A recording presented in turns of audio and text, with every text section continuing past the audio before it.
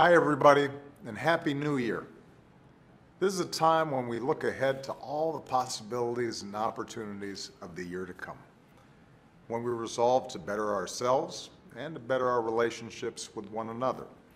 And today I want to talk about one place that Washington should start, a place where we can make a real and powerful difference in the lives of many of our fellow Americans right now.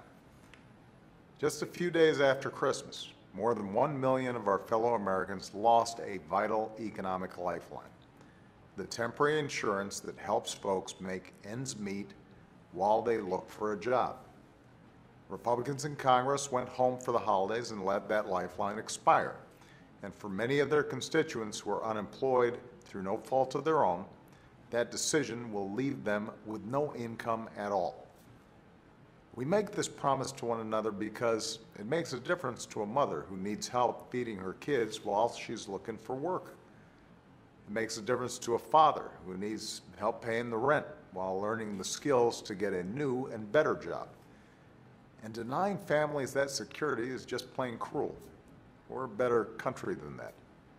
We don't abandon our fellow Americans when times get tough. We keep the faith with them until they start that new job. What's more, it actually slows down the economy for all of us. If folks can't pay their bills or buy the basics like food and clothes, local businesses take a hit and hire fewer workers. That's why the Independent Congressional Budget Office says that unless Congress restores this insurance, we'll feel a drag on our economic growth this year.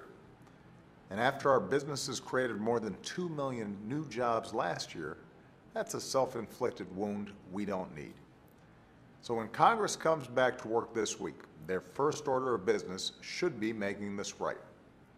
Right now, a bipartisan group in Congress is working on a 3-month extension of unemployment insurance. And if they pass it, I will sign it. For decades, Republicans and Democrats put partisanship and ideology aside to offer some security for job seekers, even when the unemployment rate was lower than it is today. Instead of punishing families who can least afford it, Republicans should make it their New Year's resolution to do the right thing and restore this vital economic security for their constituents right now.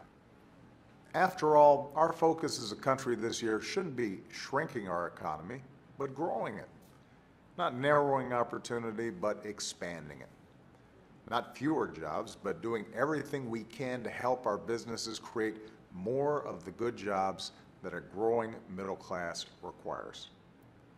That's my New Year's resolution, to do everything I can every single day to help make 2014 a year in which more of our citizens can earn their own piece of the American dream.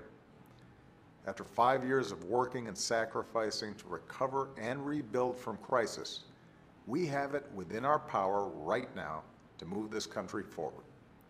It's entirely up to us, and I'm optimistic for the year that lies ahead. Thanks, and have a great weekend.